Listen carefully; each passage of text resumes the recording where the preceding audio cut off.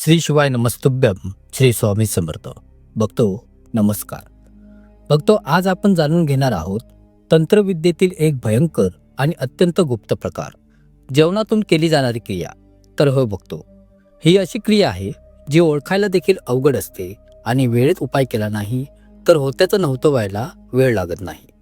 मी याआधी अनेक व्हिडिओमध्ये सांगितलेले आहे की एखादी क्रिया झाली आहे का, तर ती कशी ओळखायची, तिची लक्षणे काय असतात. पण आजचा विषय त्याहूनही जास्त गुप्त आणि गंभीर आहे, कारण या प्रकारात खाण्याच्या पदार्थाद्वारे म्हणजेच जेवणातून व्यक्तीवर क्रिया केली जाते आणि बघतो या विषयावर फार कमी लोक बोलतात. खरं तर या क्रियेबद्दल फारशी माहिती लोकांपर्यंत पोहोचलीच नाही. म्हणूनच आज मी या गोष्टीचा उलगडा तुमच्यापर्यंत पोहोचवतोय, जेणेकरून कोणाच्याही आयुष्यात अशा भयंकर गोष्टी घडू नयेत. म्हणून कृपया हा व्हिडिओ तुम्ही शेवटपर्यंत मन लावून ऐका, कारण ही माहिती अत्यंत गुप्त आणि अनुभवावर आधारित आहे. तर सर्वप्रथम हे समजून घ्या की या क्रियेचे दोन प्रकार असतात, एक वशीकरण क्रिया आणि दुसरा मारण क्रिया. बघतो जेवणातून क्रिया केली जाते म्हणजे नेमकं काय. तर पहा बघतो, काही विशिष्ट वस्तू जसे की राख, अंगार, गुलाल, कोळशाची राख, पावडर, मिठाईसारखे गोड पदार्थ हे मांत्रिकाकडून तयार करून घेतले जातात आणि त्या व्यक्तीला खायला दिले जातात.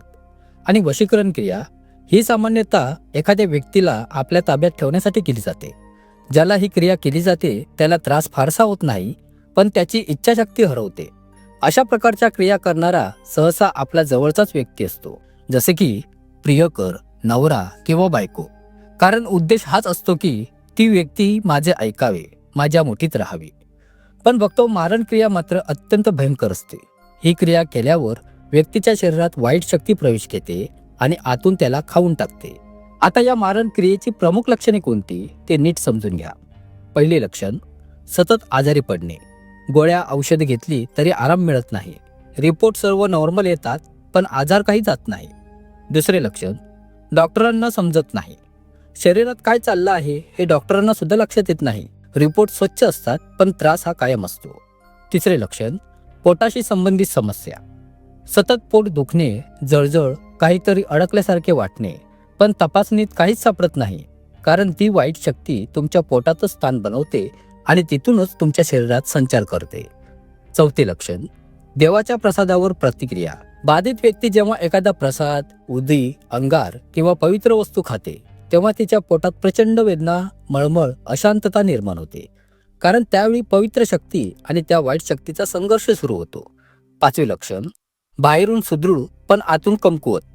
बघतो अशा व्यक्ती बाहेरून व्यवस्थित दिसतात पण आतून पूर्णतः खंगललेले असतात. सतत भूक लागते पण जेवण जाऊन सुद्धा शरीर झिजत राहतं. सहावे लक्षण, पोटात काहीतरी असल्याची भावना. यात बाधित व्यक्ती म्हणते माझ्या पोटात काहीतरी आहे, काहीतरी अडकलेलं आहे, पण तपासण्या काहीही दाखवत नाहीत आणि शेवटी ती व्यक्ती हळूहळू खंगून जाते. बघतो जर या लक्षणांपैकी कोणतेही एक लक्षण तुमच्यासोबत घडत असतील तर तुम्ही आत्ताच सावधान व्हा.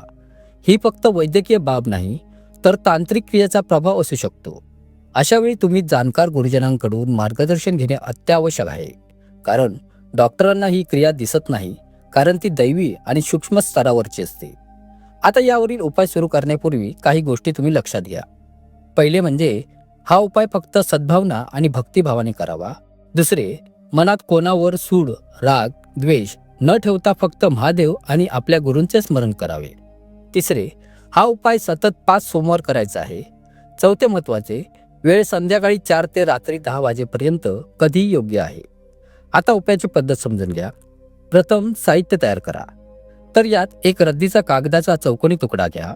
त्या कागदावर हळदीची 3 बोटे, कुंकवाची 3 बोटे आणि तव्याचे काळे, काजळी किंवा कोळशाचे काळे याची 3 बोटे ओढा.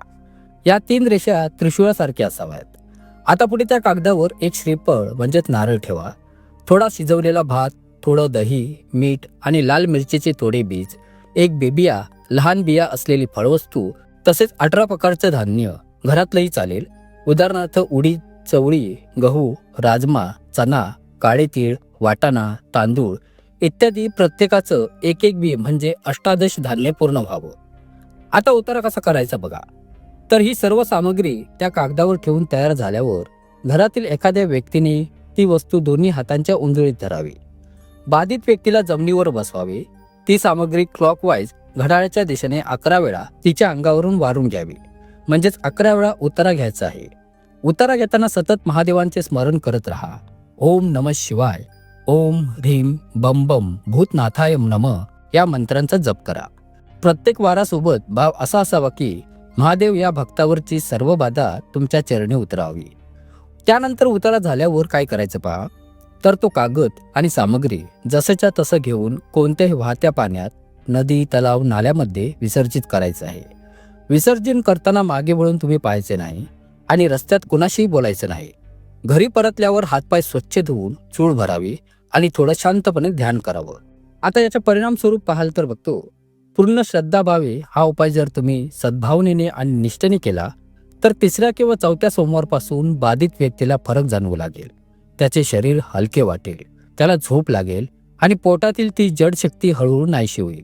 त्या व्यक्तीचा तेज परत येईल आणि मन शांत होईल. पुढे शेवटचा सोमवार महादेवाला अर्पण करा. तर या जेव्हा 5 सोमवारचा उपाय पूर्ण होईल तेव्हा पुढील सोमवारच्या दिवशी सकाळी किंवा संध्याकाळी 1 तांब्या शुद्ध पाणी, 1 साबूत बेलपत्र, 1 धोत्र्याचं फळ आणि 1 फूल घेऊन आपल्या जवळच्या शंकराच्या मंदिरात जा. शिवपिंडीवर ते जल अर्पण करा. बेलपत्र, फूल आणि धोत्र्याचे फळ वाहा. महादेवाला प्रार्थना करा की हे भोलेनाथ, या भक्तावरची जेवणातून झालेली सर्व बाधा तू नष्ट कर. या भक्तास पुन्हा नवजीवन दे आणि ओम नमः शिवाय या मंत्राचा जप करा. बघतो त्या क्षणी तुम्हाला जाणवेल मनात शांतता, शरीरात हलकेपणा आणि दैवी कृपेचा प्रवाह. बघतो या उपायाने कित्येकांनी स्वतःचा जीव वाचवला आहे. ज्यांच्यावर डॉक्टर सुद्धा हार मानले होते त्यांचे आज आयुष्य बदललेले आहे. म्हणून हे फक्त हा उपाय नाही तर ही गुरूंची कृपा आणि महादेवांचा आदेश आहे. आता तांत्रिक क्रियेचा सर्वात धोकादायक टप्पा समजून घ्या.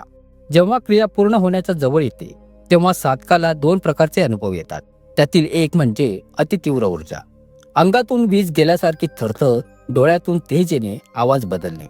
दुसरं म्हणजे मोह आणि भ्रम. बघतो काही वेळा क्रिया उलटी फिरते. साधकाला वाटते की त्याने सिद्धी मिळवली, पण प्रत्यक्षात एखाद्या भूतप्रेत पिशाच्याने त्याच्यावर कब्जा घेतलेला असतो. नाथ गुरु म्हणतात, जी सिद्धी आधी येते पण ती खरी नसते, खरी सिद्धी नंतर येते, ती निशब्द असते. आता नाथ परंपरेतील तांत्रिक संरक्षण कवच जाणून घेऊयात. तर यात नाथ संप्रदायात तांत्रिक साधकाला कोणत्याही क्रियेमध्ये उतरायच्या आधी 3 संरक्षण कवच बांधण्याची शिकवण दिली जाते. त्यातील पहिले गुरु कवच म्हणजे ओम नमो आदेश हा सर्वात पहिला रक्षक शब्द आहे. हा उच्चार केल्याने संचारातील सर्व नकारात्मक तंतू जळतात. दुसरं म्हणजे अग्नी कवच. दीप किंवा धूप प्रज्वलित करून आपल्या भोवती अग्नीचं वर्तुळ निर्माण करतात. हे वर्तुळ तांत्रिक प्राणांना दूर ठेवते. तिसरं म्हणजे नाम कवच, म्हणजेच अलख निरंजन किंवा श्री स्वामी समर्थ या शब्दाचा जप करत राहणे. हे मनाला स्थिर ठेवते आणि भ्रम निर्माण होऊ देत नाही.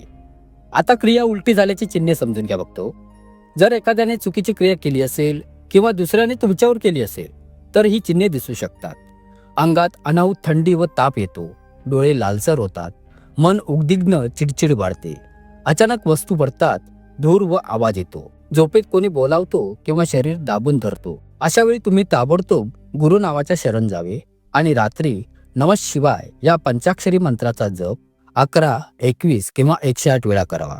आता बघतो उपाय व नाथांचा दिव्य प्रयोग पहा. तर यात रात्री 12 नंतर 1 दीप लावावा. त्यात थोडं तूप, थोडं कापूर घालून अलख निरंजन आदेश म्हणत 1.5 मिनिटं बसावे. नंतर उजव्या हाताने कपाळावर 3 वेळा नाथ कवच रेषा काढाव्यात. डावीकडून उजवीकडे, मग उजवीकडून डावीकडे आणि मधोमध वरून खाली. हे केल्यावर कोणतीही नकारात्मक क्रिया हळूहळू नष्ट होऊ लागते. महत्वाची सूचना, हा उपाय श्रद्धेने व काळजीने करावा. कोणताही उपाय करताना वैद्यकीय मदत, शांती आणि संयम यांना प्रथम स्थान द्या. तयारी, सामग्री आणि वेळ रात्री 9 ते 12 किंवा गुरु सूचित केल्यास त्यानुसार शांत, व्यत्ययरहित वेळ निवडा. ठिकाण स्वच्छ व शांत, घरातील मंदिर, पवित्र कोण हा उत्तम आहे. साहित्य: 1 छोटा तवा, धातूचे पात्र अग्नीसाठी, शुद्ध तूप थोडे आणि कापूर खूप थोडे, लहान दीप किंवा दिवा, गौरी लाल अबिराचे थोडे बिंदू, केवळ आवरणासाठी 1 लाल किंवा भगवा कपडा. या कवचासाठी साखर, खरबुंदी, शुद्ध मिश्रीचे थोडे तुकडे प्रसाद, पवित्र जल, कुंड, नदी किंवा स्वच्छ पिण्याचे पाणी. देवाचे किंवा गुरुचे स्मरणार्थ 1 लहान प्रतिमा किंवा तस्वीर. छानसं ध्यान करण्यासाठी आसन, स्वच्छ चादर. आता पूर्व प्रक्रिया: मन आणि जागा शुद्ध करणे. सर्वप्रथम हातपाय धुवा आणि स्वच्छ व कोमल पोशाख परिधान करा. 2. जेथे उपाय करणार आहात तिथे एक साधा मंडप तयार करा. प्रतिमेला तुम्ही समोर ठेवा. 3. साध्या शब्दात मन शुद्ध करा. 5 मिनिटे गुरुचे स्मरण करा. ओम नमो आदेश किंवा तुमच्या गुरूंचे नाव जपा. 4.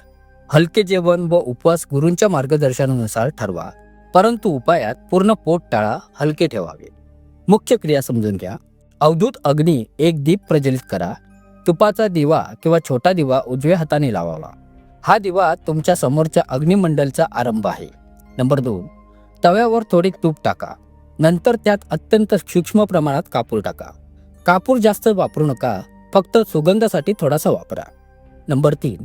एक शांत थेट आवाजात किंवा अंतशापक जपात पुढील मंत्राचा उच्चार करा. उच्चारात भक्ती आणि गुरुभाव असावा. मंत्र सांगतोय, ओम नमो आदेश नाथाय 31 वेळा म्हणा. नंतर ओम ह्रीम शिवाय नमः 11 वेळा.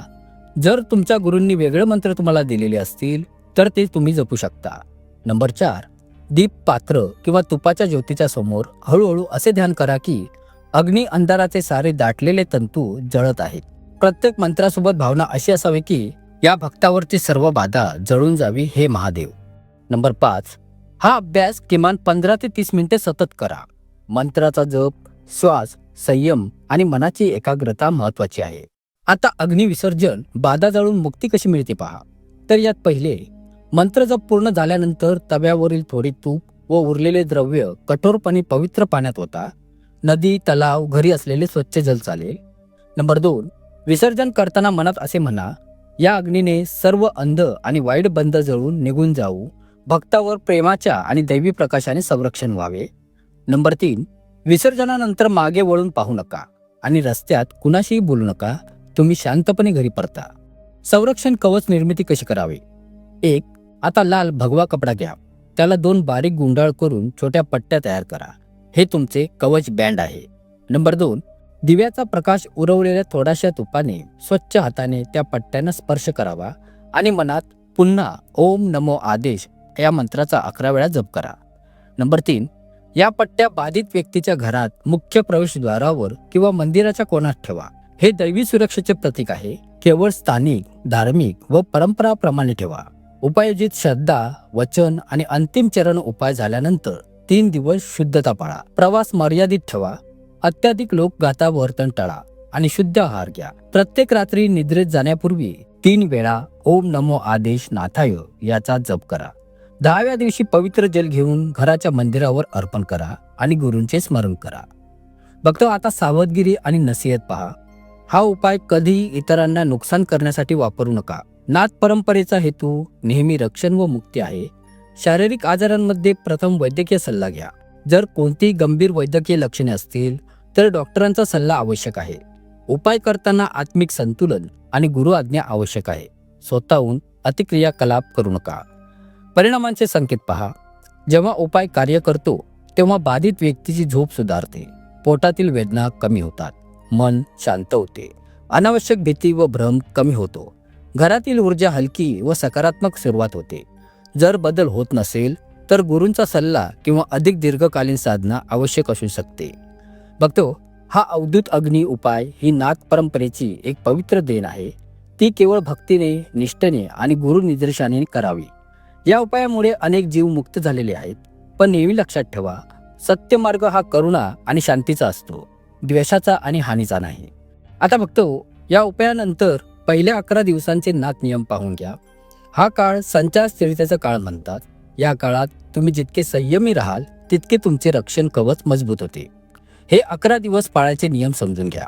1. मांस, मद्य, तिखट व वाईट बोलणे टाळा, कारण या गोष्टींनी आध्यात्मिक तेज कमी होते. 2. रात्री झोपण्याआधी दिवा लावून ओम नमो आदेश नाथाय 11 वेळा जपा. 3. प्रत्येक सकाळी सूर्याच्या पहिल्या किरणात उभे राहून अलख निरंजन उच्चारा. हे शरीरातील नकारात्मक प्राणशक्ती जाळून टाकते. 4. शुद्ध वस्त्र धारण करा व शरीरावर थोडा गंधचंदन किंवा गुलाब लावा. हे तांत्रिक तंतू पुन्हा चिकटू नयेत म्हणून कवचासारखं काम करतं. 5. घरातील देवाजवळ तुपाचा छोटा दिवा सकाळ संध्याकाळ लावा. तो प्रकाश म्हणजेच नाथांची अग्निशक्ती. जोपर्यंत दिवा विझत नाही तोपर्यंत तुमचं घर सुरक्षित असतं. बघतो आता मन, वाणी आणि विचाराचं रक्षण कसं करावं? नंबर 1, नाथ परंपरेत असं सांगितलेलं आहे की तांत्रिक शक्ती बाहेरून येत नाही, ती तुमच्या मनाच्या दुर्बलतेतून प्रवेश करते. म्हणून उपाय झाल्याच्या नंतर सर्वात मोठं रक्षण म्हणजे विचारांचं स्वच्छ रूप. वाईट लोकांचे बोलणे ऐकू नका, कारण ते तुमच्या संचारात व्यत्यय आणतात. राग, मत्सर, द्वेष, भीती हे 4 शत्रू नेहमी तांत्रिक दार उघडतात. नंबर 2, गुरूंच्या नामावर विश्वास ठेवा, कारण विश्वास हीच सर्वात मोठी तांत्रिक ढाल आहे. नंबर 3, नाथ रक्षण कवच जप. दैनिक व दररोज सकाळी एक साधा प्रयोग करा. ओम नमो आदेश नाथाय अवधूताय नमः 21 वेळा म्हणा. याने तुमचं मानसिक आणि प्राणिक संरक्षण होतं. हा जप करताना तुमचं लक्ष गुरूंच्या चरणांवर ठेवा. डोळे मिटून कल्पना करा की तेजस्वी सुवर्ण प्रकाश तुमचं शरीर, मन आणि घर व्यापत आहे. नाथ परंपरेत हाच प्रकाश म्हणतात अवधूत तेज, जे काळोखाला गिळून टाकतं आणि दैवी शांतता देतं. घरात रक्षण टिकवण्याचे छोटे उपाय पहा. नंबर 1, प्रत्येक गुरुवारी घरात थोडं गंगाजल व पवित्र जल शिंपडावे. नंबर 2, मुख्य दरवाजाच्या वरती ओम नमो आदेश असा छोटा तांब्याचा पट्टा ठेवा. नंबर 3, आठवड्यातून एकदा तांदळावर हळद घालून हळूच चुलीसमोर ठेवा. हे नकारात्मक शक्तींना बाहेर ठेवतं. नंबर 4, एखादी बाधा जाणवली तर तत्काळ गुरु आदेश हा शब्द उच्चारा आणि नवनाथ महाराजांचे नाव मनात घ्या. नंबर 5, नाथ जीवन मार्ग अंतिम संकल्प. नाथ साधना ही फक्त तंत्र नाही, ती संयम, सेवा आणि समर्पणाचा मार्ग आहे. जो या मार्गावर चालतो त्याचे रक्षण स्वतः नवनाथ करतात. नाथ म्हणतात, जेव्हा तू भीतीने हरवतोस तेव्हाच मी तुझ्या बाजूला असतो. म्हणून स्वतःवर विश्वास ठेवा बघतो, गुरुवर प्रेम ठेवा आणि प्रत्येक कृतीत नाथांचे स्मरण ठेवा. बघतो आता परिणामांचे अंतिम चिन्ह पहा. तुमच्या क्रिया पूर्णतः नष्ट झाली असेल तर हे संकेत दिसतात. झोप शांत होते, शरीर हलकं वाटतं, मन प्रसन्न आणि ध्यानात सहज बसता येतं. घरातील वातावरणात गोडवा येतो आणि सर्वात महत्त्वाचं, गुरुचं नाव सतत तुम्हाला आठवत राहतं. निष्कर्ष बघतो, ही 5ही भागांची माहिती नाथ परंपरेच्या रक्षण मार्गातील एक खोल सत्य आहे. जो भक्त श्रद्धेने नमो आदेश म्हणतो त्याच्यावर कोणती तांत्रिक क्रिया परिणाम करत नाही. नाथांचा मार्ग हा भीतीचा नाही, तो जागृतीचा आहे. जो जागतो तोच मुक्त होतो. बघतो, आशा करतो तुम्हाला ही माहिती नक्कीच आवडली असेल. श्री स्वामी समर्थ. अलख निरंजन. नमो आदेश. खूप खूप धन्यवाद.